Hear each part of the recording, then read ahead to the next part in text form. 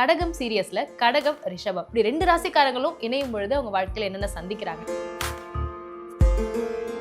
கடகத்தை பொறுத்தவரை அந்த பாசம் அன்பு எல்லாமே பார்த்தீங்கன்னா ஆளு உருவத்தை பார்த்து தோற்றத்தை பார்த்து வசதியை பார்த்து வாய்ப்பை பார்த்தெல்லாம் வராது, மனசை பார்த்து வரும்.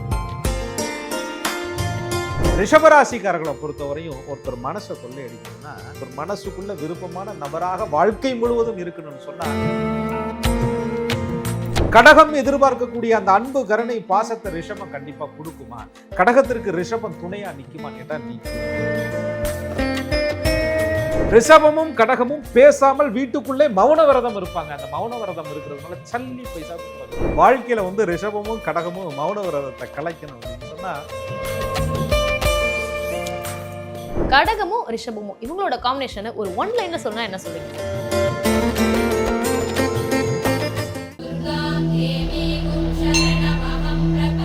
வணக்கம் சார். வணக்கம். குரு வாழ்க, குருவே துணை.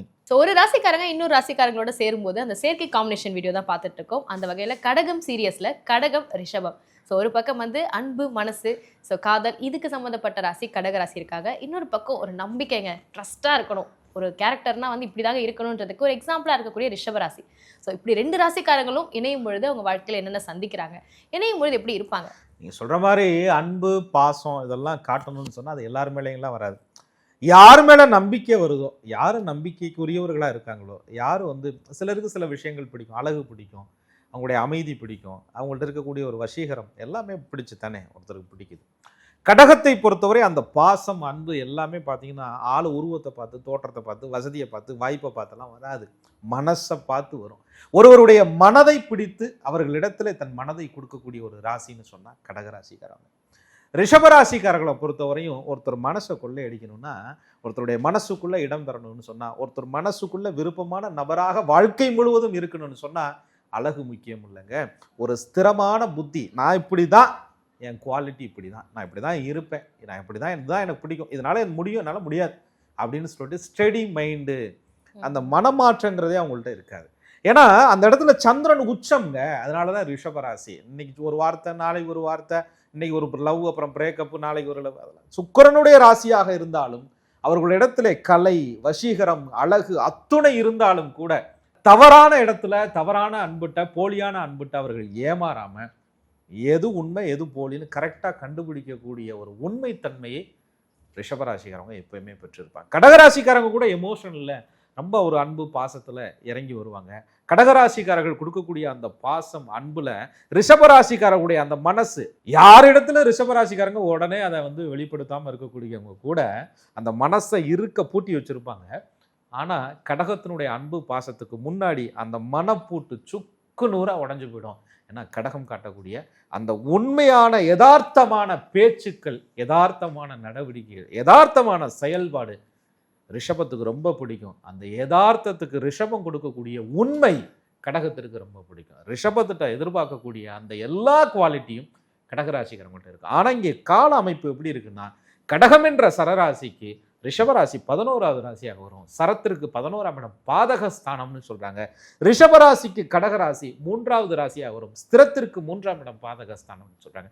அப்படி பார்க்கும் பொழுது இந்த 2 ராசிகளுக்கு இடையில நிறைய பிரச்சனைகளும் அவங்க வாழ்க்கையில உருவாவதற்கான வாய்ப்புகள் அதிகமும் இருக்கு.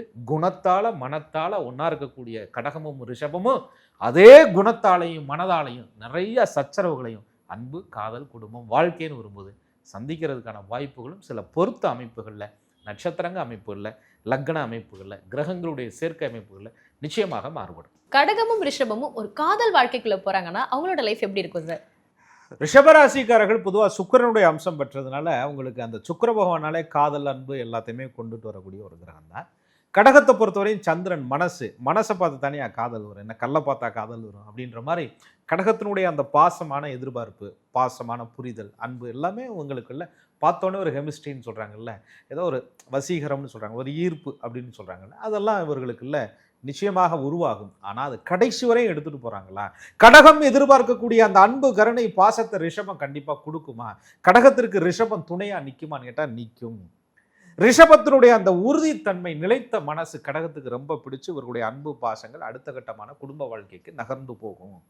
எங்க பிரச்சனை வருது, சில ரிஷபராசிக்காரர்கள் கடகராசிக்காரர்கள் இணைக்கும் பட்சத்தில் இணைந்த பின்பு அவங்களுக்குள்ள குடும்பம் அப்படின்ற ஒரு அமைப்புகளுக்குள்ள செல்வம், பொருளாதாரம், அந்தஸ்து, கௌரவம் தேடுவாங்க. ஏன்னா ரிஷபத்திற்குரிய கிரகம் சுக்கிரன். ஒரு வீடு வாங்கணுங்க, அழகான வீடு வாங்கணுங்கன்னு கடகம். ஒரு வீடு வாங்கணுங்க, லட்சுமி டாட்சியமா இருக்கணுங்க அப்படின்னா கடகம். ஒரு வீடு வாங்கணுங்க, அந்த வீட்டுக்குள்ள எல்லா அலங்கார பொருள்களும் இருக்கணுங்க அப்படிங்கிறது ரிஷபம். அந்த எல்லா அலங்கார பொருளையும் அலங்கரிக்கிறதுக்கு நல்ல மனசு, ஆரோக்கியமான சொந்த பந்தம் எல்லாம் கூட இருக்கணுங்க அப்படின்னா கடகம். வெறும் வீடு மட்டும் இருந்தா பத்தாதியா, வீட்டுக்குள்ள சோஃபா இருந்தா பத்தாதியா, லைட் இருந்தா பத்தாதியா, எல்லாம் இருந்தா பத்தாதியா, அதுக்குள்ள 4 பேர் உட்கார்ந்து இருக்கணுமியா, எல்லாரும் சேர்ந்து உட்கார்ந்து சாப்பிடணுமியா, டிவி பார்க்கணுமியா அப்படின்னு சொன்னா கடகம். ஆக ரிஷபராசிக்காரர்கள் அழகை உருவாக்குவார்கள், அழகாக ஒன்றை தயார்படுத்துவாங்க. கடகராசிக்காரங்க அந்த அழகை ரசிப்பார்கள். அந்த அழகை ரசிக்கிறது தான் மட்டும் இல்லாம குடும்பத்தோட சேர்ந்து அந்த இடத்துக்குள்ள ஒரு அமைதியை கொண்டுட்டு வருவாங்க. அந்த காதல் என்பது அமைதியாக மாறும், குடும்பம் என்பது செல்வாக்கு நிறைந்ததாக மாறும். சுக்கிரனுடைய எல்லா செல்வங்களும், எல்லா மகிழ்ச்சிகளும், சந்தான விருத்தி, அத்துணை விருத்திகளும் அந்த குடும்பத்துல அப்படியே குழந்தை செல்வங்கள் துள்ளி குதிக்கிறது. அந்த கடகம் அந்த பார்த்து அதை ரசிக்கிறது. அது தாய்மை ராசி, இது தனராசி. காலச்சக்கரத்திற்கு 2ஆம் இட ராசி. குடும்பம்னா இப்படி இருக்கணும், செல்வம்னா இப்படி இருக்கணும், நல்ல வாழ்க்கைனா இப்படி இருக்கணும், வசதினா இப்படி இருக்கணும், வாய்ப்புகளை இப்படி தாயா உருவாக்கணும் தேடி பிடிக்கக்கூடிய ஒரு ராசி. நிலைத்த செல்வமாக இருக்கணும், நீடித்த வாழ்வாக இருக்கணும்னு நினைச்சா அது ரிஷபராசி. கடகராசிக்காரவங்க நிலைச்சு நிக்கணும், நீடித்த செல்வமும் இருக்கணும், அதை அனுபவிக்கிறதுக்கு நல்ல குடும்பமும் இருக்கணும் அப்படின்னு நினைச்சா அது கடகராசி. பிள்ளை அங்கே ஒரு காடு, வீட்டுக்கார அங்கே ஒரு காடு, அல்லது மனைவி ஒரு இடத்துல, இப்படி பிரிஞ்சு இருக்கிறதுக்கு பேர் வாழ்க்கை இல்லையா? நம்ம கட்டின வீட்டில் அது என்னதான் இருந்தாலும் அழகான ஒரு பூச்செடி, அழகான ஒரு இயற்கை, அழகான ஜீவராசிகள், அழகான காற்றோட்டம், இந்த இடத்துல கௌரவமான ஒரு வாழ்க்கையை வாழணும்யா அப்படின்னு இந்த 2 ராசிக்காரர்கள் அந்த குடும்பத்தை அப்படியே அந்த வண்டி மாதிரி அப்படியே எவ்வளவு கஷ்டங்கள் வந்தாலும் ஒரு சேர பயணித்து சேர வேண்டிய இடத்துல சேர்க்க வேண்டிய நிலையில கண்டிப்பாக முறையில் சேருவதற்கான வாய்ப்புகளும் 2 பேருக்கு இந்த பொருத்த அமைப்புகளில் இறையொருளால நட்சத்திர அமைப்புகளும் சரியாக இருந்தால் நிச்சயமா அவர்களுக்கு கிடைக்கும். ஸோ கடகமும் ரிஷபமும் நட்சத்திர பொருத்தங்கள் பார்த்து தான் இணைக்கணுமா சார்? ஒரு சிலர் நம்ம நட்சத்திர பொருத்தங்கள் பார்க்காம இணைக்கும் பொழுது நிறைய பிரச்சனைகள் எல்லாமே ஏற்படும். ஸோ அப்படி பிரச்சனைகள் ஏற்பட்டால் அது என்ன செய்யறது? ஸோ பார்த்து தான் திருமண வாழ்க்கைக்குள்ளே போகணுமா? பெரும்பான்மையாக நட்சத்திர பொருத்தங்கள் நீங்கள் பார்த்தீங்கன்னு சொன்னால் காதலில் இருப்பவங்க அந்த அன்பு இதெல்லாம் அந்த எமோஷனலாக கல்யாணம் முடிச்சுக்கிறாங்க. சில பேர் நட்சத்திர அமைப்பு பொருத்தங்கள் பார்க்குறோம், நல்லா தான் இருக்குது, அதுக்கப்புறம் எங்களுக்கு ஏதோ கிரகங்கள் சரியில்லை, சேர்ந்துருக்கு, தசாவளங்கள் சரியில்லைன்னு சொல்கிறாங்க, அதனால புரிஞ்சிருக்கும்னு சில பேர். எல்லா அமைப்புகளும் நல்லா இருக்குது, அப்புறையா புரிஞ்சிருக்கிறோம், அப்புறையா கஷ்டப்படுறான், ஒருவேளை சுக்கிரனுக்கும் சந்திரனுக்கும் ஏதாவது பிரச்சனையா அப்படின்ற மாதிரி சில பேர்.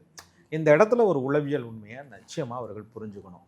கடகராசிக்காரர்கள் ரிஷபராசிக்காரர்கள்ட்ட விரும்புறது என்ன, ரிஷபராசிக்காரர்கள் கடகராசிக்காரர்கள் எதிர்பார்க்கிறது என்ன அப்படிங்கிறத புரிஞ்சுக்கிட்டா நல்ல குடும்பம் தான், நல்ல செல்வம் தான், நல்ல வாழ்க்கை தான், 4 பேர் கண்ணுப்படுற மாதிரி நல்லா தான் இருந்தியே, அப்புறம் ஏன் சண்டை வருது, ஏன் புரிஞ்சிருக்கிறிய அப்படின்னு கேட்டா, ரிஷபம் தன்னுடைய பிடிவாதத்தை தான் பிடிச்ச பிடியிலேருந்து ஒருபோதும் பின்வாங்கவே வாங்காது. ஒரு விஷயத்தை பிடிச்சிக்கிட்டா அப்படியே குரங்கு பிடிங்கிறாங்கல்ல, அது மாதிரி அப்படியே கெட்டியா பிடிச்சிக்கிறது. கடகராசிக்காரவங்க அப்படி கிடையாது, கொஞ்சம் ஃப்ளெக்சிபிள். சரி ஒரு நேரம் கோபமா இருப்பா, அப்புறம் சரி பண்ணி போயிடுவோம், நம்ம வீடு தானே, நம்ம குடும்பம் தானே, நம்ம பிள்ளை தானே, ஒரு அமைதியை விரும்புவாங்க. அதை தன்னுடைய பிடிவாதத்தால் ரிஷபராசிகள் ரொம்ப ஸ்ட்ராங்காக தப்புனா தப்பு தாயா, ரூல்ஸ்னா ரூல்ஸ் தாயான்னு இருக்கக்கூடாது. கடகராசிக்காரர்களும் சரி அவங்க மாறுவாங்க அப்படிங்கிறதுக்கு கொஞ்சம் டைம் கொடுக்கணும். இவங்க ரொம்ப உணர்ச்சி பூர்வமாக ஐயோ நம்மளால இப்படி ஆயிடுச்சோ அப்படி ஆயிடுச்சோ இப்படி ஆயிடுச்சோ, நம்ம ஏதாவது சரி பண்ணணுமே நினைச்சு வாழ்க்கையை சரி பண்ணி கொள்வார்கள் கடகராசிக்காரங்க.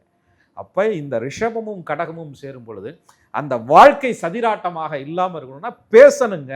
ரிஷபமும் கடகமும் பேசாமல் வீட்டுக்குள்ளே மௌன விரதம் இருப்பாங்க. அந்த மௌன விரதம் இருக்கிறதுனால சல்லி பைசாவுக்கு பிரயோஜனம் இல்லை, வாழ்க்கையை கெடுத்துக்கிறீங்கன்னு அர்த்தம், காலங்கள் கடந்து போகுதுன்னு அர்த்தம், இளமைகள் கடந்து போகுதுன்னு அர்த்தம், முதுமையை நோக்கி போயிட்டீங்கன்னு அர்த்தம், துள்ளி வாழ வேண்டிய வயசுல சந்தோஷத்தை தொலைச்சிக்கிட்டு இருக்கீங்கன்னு அர்த்தம்.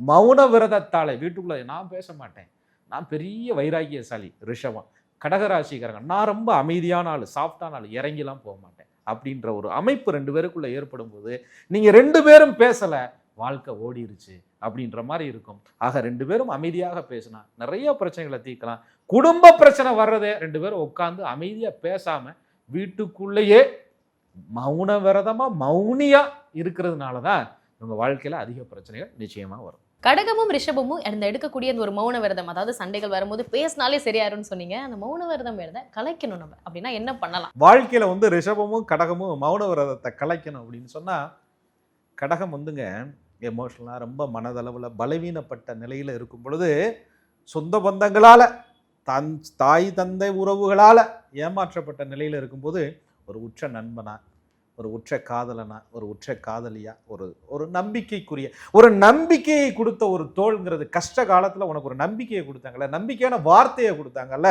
நம்பிக்கையா ஆறுதலா நின்னாங்கல்ல, ஓம்பக்கம் தானே நின்னாங்க, உறுதியா இருந்தாங்கல்ல, அப்படிங்கிறத ரிஷபத்தை பத்தி கடகம் புரிஞ்சுக்கணும். கடகராசிக்காரர்களை எப்படி புரிஞ்சுக்கணும்? யாருமே சுயநலமா இந்த காலகட்டங்களில் அன்பு பாசத்துக்கெல்லாம் கட்டுப்பட்டுலாம் கிடையாது. எல்லாம் காசு வணக்கத்துக்கு தான் கட்டுப்பட்டு கிடக்குறாங்க. யாரும் 10 நிமிஷம் உட்காந்து பேசுறது கிடையாது. தவிச்ச வாய்க்கு தண்ணி கொடுக்க கிடையாது. நீ தனியாளா கஷ்டப்படும் போது உன் மேல அன்பு செலுத்துறதுக்கு யாருமே இல்லாத நேரத்தில் கடகராசிக்காரங்க வந்து நின்னாங்களே, அதை ரிஷபராசிக்காரர்கள் உணர்ந்து கொள்ளணும். உனக்கு கடைசி வரையும் கூட வரக்கூடியது இந்த அன்பும் பாசமும் கொடுக்கக்கூடிய கடகம்தான். உன் அன்பும் பாசத்துக்கு உறுத்தான ஒரு நம்பிக்கையை கொடுக்கக்கூடியது ரிஷபந்தான். அப்படிங்கிறத 2 பேரும் புரிஞ்சுக்கிட்டா வாழ்க்கை என்பது நம்பிக்கையா இருக்கும். அந்த நம்பிக்கையில எந்த பிரச்சனையும் வராம யானை துந்திக்கை மாதிரி கணபதியினுடைய அருளால இவங்க வாழ்க்கை வெற்றிகளை நிச்சயமா தொட்டுக்கிட்டே இருக்கும். அப்ப நீங்க கணபதியோட அருள் கிடைச்சா அவங்க லைஃப் நல்லா இருக்கும்னு சொன்னீங்க. அப்ப இறை வழிபாடா இவங்க வந்து பிள்ளையாரை வந்து வழிபடுறது சரியா சார்? நிச்சயம் அதுல நுணுக்கங்கள் இருக்குங்க. ஒவ்வொரு நட்சத்திரத்திற்கும் தாராபலன் அடிப்படையில் சில வழிபாடுகளை நம்ம எடுத்துக் கொடுக்குறோம். அந்த நேரம் நடக்கக்கூடிய தசாபலன்களுடைய அடிப்படையில் சில வழிபாடுகள் எடுத்துக் கொடுக்குறோம். அந்த மாதிரி இறை வழிபாடுகள் அவர்கள் செய்யும் பொழுது நல்ல ஒரு மாற்றங்கள் வரும். கடகமும் ரிஷமும் பொதுவாக கற்பகமூர்த்தி விநாயகப் பெருமானை வழிபாடு செய்யும் பொழுது நல்ல மாற்றங்கள்லாம் வரும். அவரவர்களுக்குரிய விநாயகருடைய அம்சமே இருக்கு. அதெல்லாம் வழிபாடுகள் செய்யும்போது நிறைய மாற்றங்கள் வரும். கடகமும் ரிஷபமும் இவங்களோட காம்பினேஷன் ஒரு ஒன் லைன்ல சொன்னா என்ன சொல்றீங்க சார்? கடகராசிக்காரர்களோட ரிஷபராசிக்காரர்கள் கூட இருப்பதே ஒரு யானை பலம்ங்க. அதே போல ரிஷபராசிக்காரர்களுக்கு கடகராசிக்காரர்கள் காட்டக்கூடிய அன்பு அந்த யானையே மண்டியிடக்கூடிய அன்புக்கு சமம்ங்க. ஆக 2 பேரும் நம்பிக்கையும் அன்பையும் பரஸ்பரமா கொடுத்துக்கிட்டா வாழ்க்கை என்பது நிச்சயமா நல்லா இருக்கும். ஸோ கடகம் ரிஷபம் இவங்களோட காம்பினேஷன்ல ரொம்ப அழகா நீங்க சொன்னீங்க சார். இவங்களோட அந்த பிடிவாதத்தையும் கொஞ்சம் இறங்கி வரணும், அதுக்கு இவங்களும் கொஞ்சம் ஸ்பேஸ் கொடுத்தாங்கன்னா லைஃப் வந்து ரொம்ப ஸ்மூத்தா இருக்கும்னு சொன்னீங்க. ஸோ ரொம்ப அழகா அவங்களுடைய குடும்ப வாழ்க்கையா இருக்கட்டும், காதல் வாழ்க்கையா இருக்கட்டும், ஸோ அவங்களுக்கு வரக்கூடிய பிரச்சனைகளை எப்படி சமாளிக்கணும், அதுக்கு கூடவே நம்முடைய கணபதியும் வந்து துணை இருக்காருன்றதை ரொம்ப அழகா சொன்னீங்க. எல்லாத்தையும் தாண்டி நட்சத்திர பொருத்தம் வந்து திருமண வாழ்க்கைக்கு ரொம்பவே முக்கியன்றதையும் நீங்க சொல்லியிருக்கீங்க. ஸோ அடுத்ததாக கடகம் மிதுனம் நம்ம பார்க்க இருக்கோம் சார். நன்றி. நன்றி. குரு வாழ்க, குருவே துணை.